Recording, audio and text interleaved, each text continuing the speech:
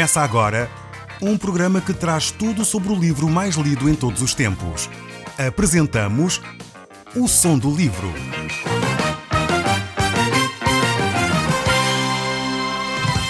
Seja muito bem-vindo. Neste podcast vai encontrar o livro mais conhecido e lido em todo o mundo. Vamos levá-lo numa viagem pela história da humanidade. Este é um audiolivro para si, para a sua família e sociedade em geral. Contextualização e comentários de Paulo Chaveiro. Eu sou Paulo Chaveiro e nós hoje estamos a olhar para o livro de Provérbios, capítulo 18. E nós vamos desde já olhar para estes textos bíblicos que tanto têm para nos ensinar. O livro de Provérbios é de facto um livro fantástico, pois tem lições muito práticas para o nosso dia-a-dia. Se nós conseguíssemos aplicar todas estas lições de uma forma diária, certamente as nossas vidas seriam muito menos complicadas, com muito menos dificuldades. Diz assim então a palavra de Deus, no livro de Provérbios, no capítulo 18, verso 1. O solitário busca o seu próprio interesse e insurge-se contra a verdadeira sabedoria. Aqui temos o homem que vive na solidão. Um homem que de alguma forma é egoísta e procura os seus próprios interesses. Muitas vezes este tipo de pessoa vai se fechando sobre si próprio, pois constantemente está à busca dos seus interesses, desprezando aquilo que é os interesses dos outros. E quando ele dá conta disso, está só.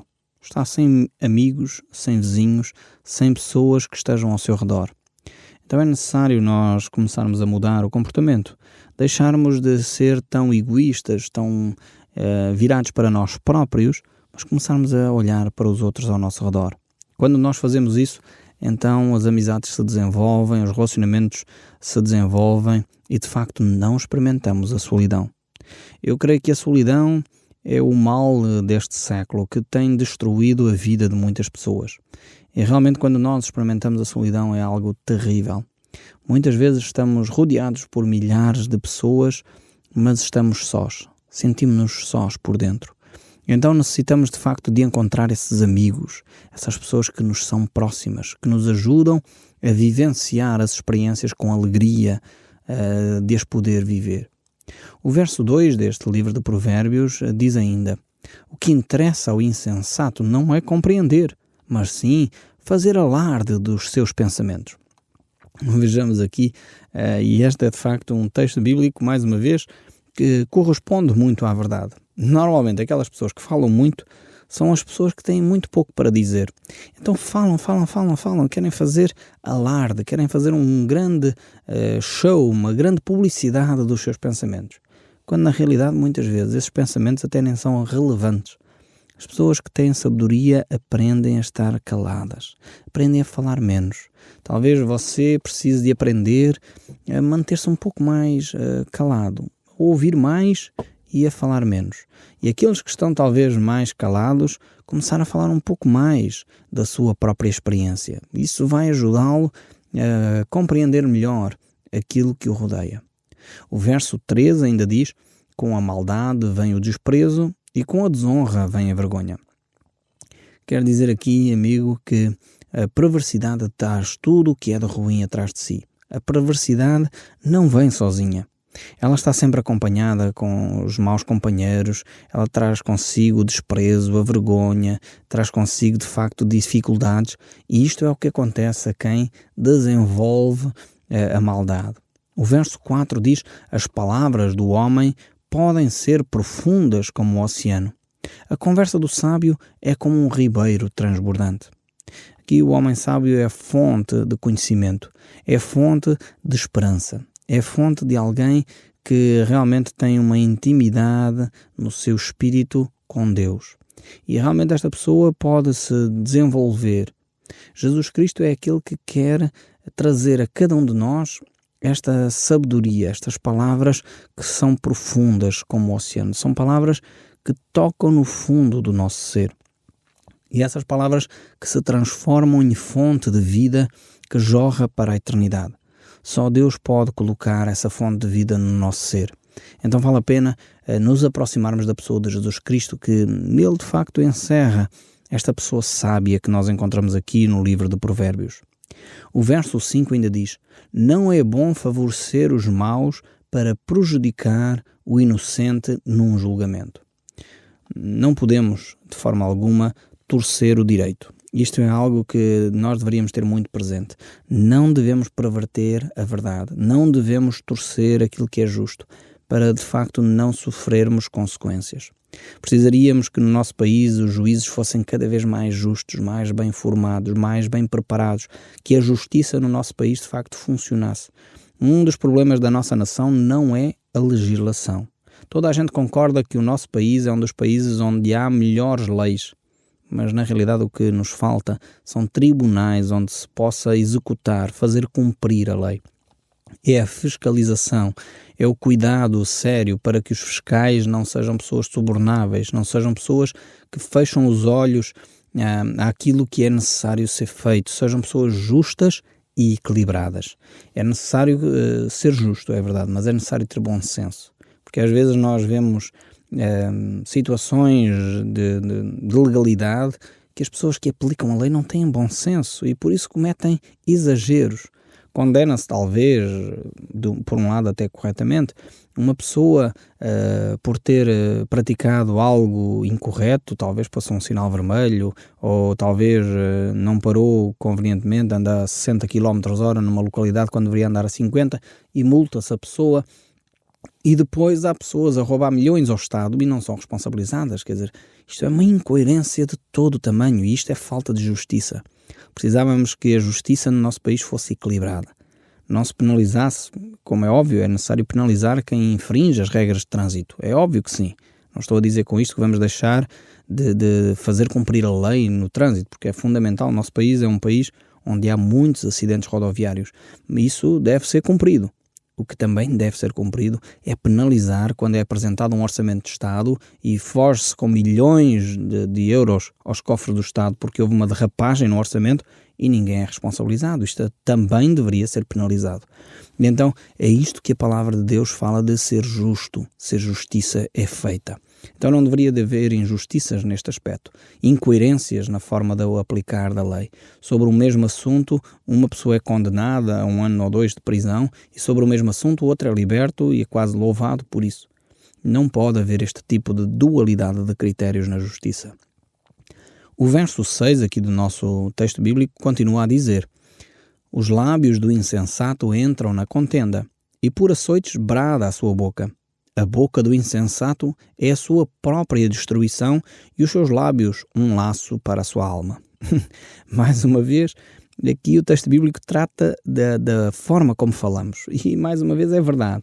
Conheço algumas pessoas que elas se contradizem no seu próprio discurso, começam por afirmar uma coisa, no final estão a afirmar outra, depois já mentem e declaram que aquilo que disseram não foi dito e as próprias pessoas nos seus lábios se encontram e se enlaçam nas suas próprias conversas. É necessário, de facto, não sermos insensatos nas nossas conversas. Sermos pessoas de uma só palavra. Pessoas que assumem a responsabilidade daquilo que disseram. Pessoas que até, se necessário, pagam as consequências, sofrem as consequências de terem afirmado determinadas coisas, mas que são pessoas de uma só palavra.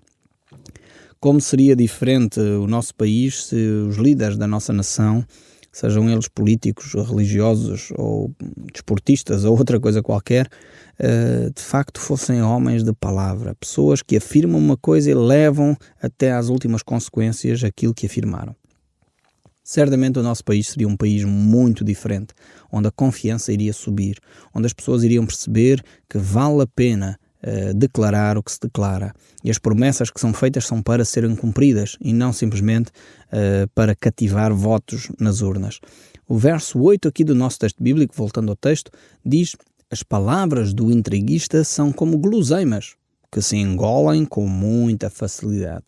Ou seja, alguém que vem com intrigas, ele vai começar, enfim, a destilar ali palavras que são agradáveis, mas na realidade depois elas são bem amargas. São palavras que vão tratar de destruir aquelas vidas. Por isso o verso 9 ele continua: quem é negligente no seu trabalho é irmão daquele que estraga. Ou seja, mais uma vez aqui uma outra ideia agora. É aquele que no seu trabalho desperdiça os recursos que tem. Talvez tenha um carro à sua disposição, talvez tenha um telefone à sua disposição, um computador à sua disposição e utiliza mal esses recursos, é irmão daquele que está a mandar dinheiro à rua. É quase melhor pegar nas notas de 500 euros e mandá-las pela janela fora. É isto que o texto bíblico aqui está a dizer. Necessitamos ser cuidadosos no nosso trabalho. Muitas vezes tem-se falado que o povo português é um povo que não é produtivo, um povo que não produz bastante comparativamente com outros povos, com outras realidades europeias. Eu creio que nós, povo português, somos um povo bastante trabalhador. Necessitamos é não ser negligentes.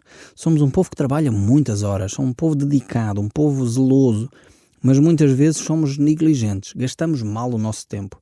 Muitas vezes levamos tempo demais a fazer coisas que poderiam ser feitas em metade do tempo.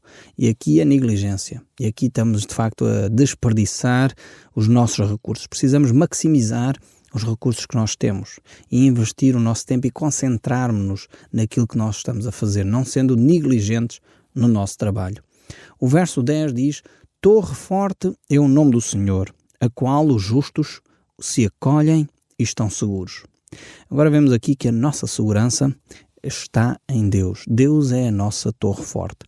Aqui o autor claramente está a olhar para uma época em que os castelos eram fundamentais para a defesa da nação. E cada castelo normalmente tinha uma torre elevada onde os vigias podiam ter maior visibilidade do inimigo. E o que o autor sagrado está a dizer é que Deus é esse lugar seguro, porque normalmente a torre forte estava construída no interior do castelo, era de facto o ponto onde estava a bandeira e também o ponto menos acessível ao inimigo. Por isso o texto bíblico diz que essa torre segura é o nosso Deus. É onde nós nos podemos refugiar, em Deus.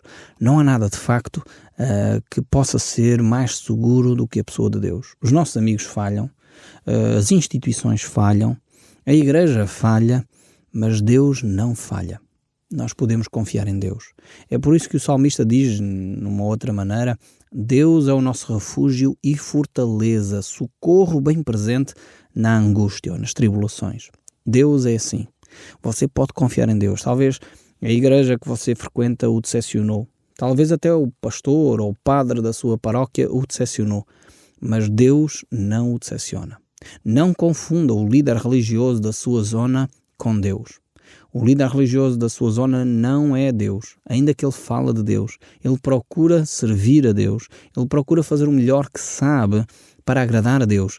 Mas ele é um ser humano. E ele falha, ele erra, ele peca, assim como você falha, assim como você peca, assim como você erra.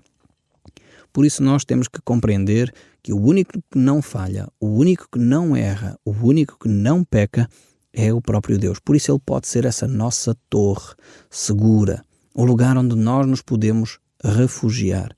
Por isso o apóstolo Paulo dizia: se Deus é por nós, quem será contra nós? E a resposta é óbvia. Ninguém pode ser contra nós quando Deus está ao nosso lado a nos defender. Então, refugie-se em Deus. Não deixe de se relacionar com Deus. Se decepcionou com uma comunidade religiosa, procure outra comunidade, mas primeiro vá resolver o seu conflito com os líderes, com os irmãos, com aqueles que lá estão na comunidade que o decepcionaram. Este é o princípio bíblico.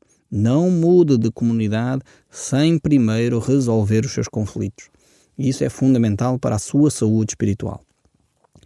O verso 11 aqui do capítulo 18 do livro de Provérbios diz o seguinte: o rico vê as suas riquezas como um castelo, protegidas por muralhas inacessíveis.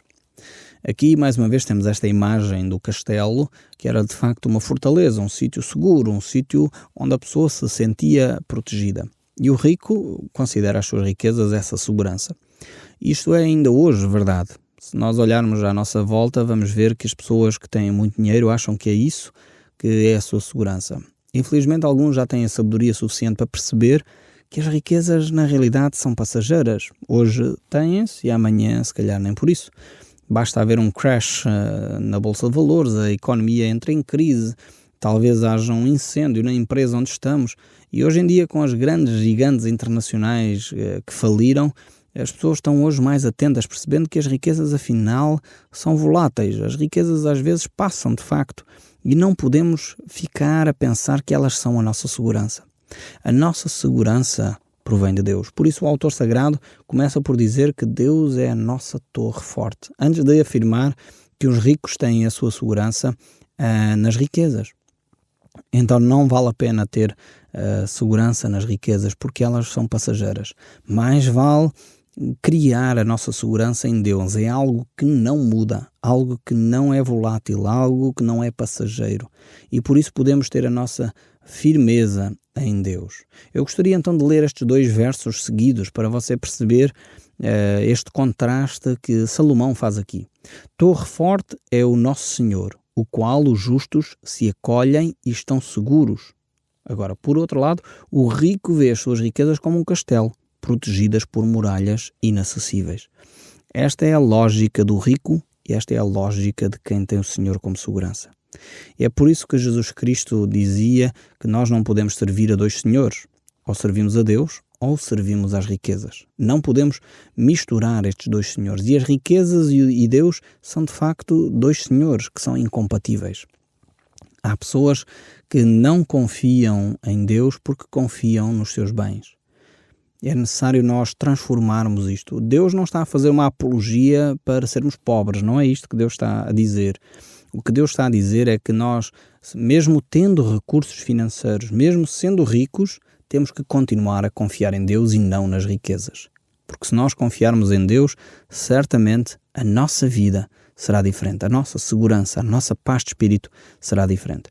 É talvez por isso que muitas pessoas, tendo apesar de muito dinheiro, continuam a suicidar-se, continuam a drogar-se, continuam a viver debaixo da prisão dos vícios, porque não encontra paz de espírito, não consegue encontrar amizades, porque pensa, toda a gente se está a aproximar de mim por interesse, porque eu sou rico, sou famoso. Nós precisamos de olhar para Deus e confiar em Deus. Deixar de confiar nos bens materiais, na fama, no dinheiro, nas riquezas, para podermos depositar toda a nossa segurança em Deus. Ele é o único que nos dá a segurança eterna. O coração, diz o verso 12, o coração orgulhoso há de fracassar. A humildade é caminho para a glória. Mais uma vez, Salomão, apesar de ser um homem riquíssimo, um homem que era reconhecido internacionalmente pela sua sabedoria, um homem que de facto era famoso no seu tempo e aliás continua a ser famoso, ainda hoje considerado o homem mais sábio à face da terra, Salomão de facto, apesar disso, ele percebe que o orgulho é a base da ruína e que a humildade é que traz a honra. E vemos então que Salomão desenvolve essa ideia com frequência aqui no livro de Provérbios. O verso 13 ainda nos diz: responder antes de ouvir é estultícia e vergonha. O espírito firme sustenta o homem na sua doença, mas o espírito abatido, quem o pode suportar? Temos aqui mais duas frases extremamente interessantes. Primeiro, algo que eu gostaria de recomendar a todos os casais que me estão a ouvir. Responder antes de ouvir é estultícia e vergonha. Aprenda a ouvir o seu cônjuge. Ouça até ao fim. Não fale, não responda antes de ouvir, diz o texto bíblico. E isto, homens e mulheres, precisamos de aplicar na nossa relação conjugal. É tão difícil ouvir o nosso cônjuge até o fim. Muitas vezes nós queremos dar respostas, soluções. Queremos trazer logo aquilo que é a nossa opinião. Precisamos de ouvir até ao fim. Eu tenho este texto bíblico sublinhado na minha Bíblia. Eu preciso de ouvir até ao fim. Eu preciso de aprender a ouvir até ao fim, antes de responder. Depois temos aqui uma outra afirmação. O espírito firme sustenta o homem na doença. Não sei se você já viveu alguma situação deste género, em que há pessoas que têm de facto um espírito firme, pessoas que mesmo na doença nós vamos lá para as visitar e consolar e saímos de lá consolados e fortalecidos porque aquela pessoa tem um espírito firme. Então essas pessoas realmente são pessoas que se mantêm firmes. Por outro lado, vemos que as pessoas que têm o espírito abatido, basta vir uma gripezinha, ficam logo de rastros, parece que vão morrer, enfim, logo uma unha encravada é uma desgraça, porque o seu espírito está abatido. Precisamos de mudar a nossa vida de dentro para fora. E esta é a proposta de Deus. Deus nunca se propôs a fazer retoques cosméticos. Deus, quando intervém na nossa vida, é para revolucionar a nossa vida. É para trazer uma nova natureza. É para mudar, para nos retirar das trevas, para nos levar para a luz. É para nos dar uma nova natureza e um novo nascimento. E esta é a ação de Deus na nossa vida. O verso 15 ainda diz: o homem inteligente adquire conhecimento, o sábio procura palavras instrutivas. O presente que o homem faz alarga-lhe o caminho, leva-o perante os grandes. Aqui fala-nos sobre a generosidade. É importante nós aprendermos aquilo que Jesus nos disse, que melhor é dar do que receber. Veja aqui as consequências de alguém que é generoso é levado até aos grandes. E agora no capítulo 18 chegamos ao verso 17 e vamos ler e diz assim: o primeiro que se defende parece ter razão, até ao momento em que o adversário o contradiz. Por sorteio põe-se fim a uma querela e decide-se debate entre poderosos. O irmão ofendido é mais inacessível que uma muralha. As contendas são como os ferrolhos de um castelo. Do fruto da boca o coração se farta, do que produz os lábios se satisfaz. A morte e a vida estão no poder da língua. O que bem a utiliza, comem do seu fruto. O que acha uma esposa, acha o bem, e alcançou a benevolência do Senhor. Vemos aqui frases tão importantes. Na palavra, na boca, na língua, está a morte e a vida. Jesus confirmou isto. Ele dizendo: lembra-se do que foi dito aos antigos, não matarás? Eu, porém, vos digo, qualquer que declarar ao seu irmão que ele é louco, já o matou no seu coração. Jesus eleva a fasquia do relacionamento, da moral, da ética, dizendo que nós devemos ter cuidado com os nossos pensamentos, com a nossa maneira de estar, com as nossas palavras, para não sermos réus do juízo. A importância de não proferirmos palavras que destroem a vida dos outros, que matam os nossos irmãos.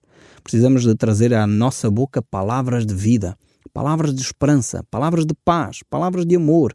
E quando nós semeamos isso ao nosso redor, nós vamos colher amor, paz, alegria à nossa volta também. O verso 23 ainda prossegue: o pobre fala com súplicas, porém o rico responde com dureza. O homem que tem muitos amigos sai perdendo, mas há amigo mais chegado do que um irmão. Vemos aqui esta frase importantíssima. Não é necessário ter um grande leque de amigos. É necessário, de facto, ter aquele amigo que é mais chegado que um irmão. Alguém que nós podemos confiar. Alguém que está ao nosso lado na dificuldade. Alguém em quem nós podemos abrir o nosso coração. E o desafio é que você procure em Deus um amigo assim. E esse amigo, acima de tudo, é a pessoa de Jesus Cristo. É o único que não falha. É o único que não o desilude. É o único que está consigo em todos os momentos de dificuldade. Convide Jesus neste momento a participar na sua vida e você certamente sentirá o prazer da sua companhia. Nós vamos ficar por aqui. Nós no próximo programa voltaremos a ouvir o som deste livro. O Som do Livro, uma produção da Rádio Transmundial de Portugal.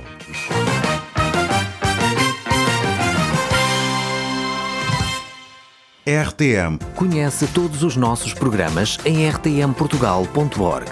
Uma produção da Rádio Transmundial de Portugal.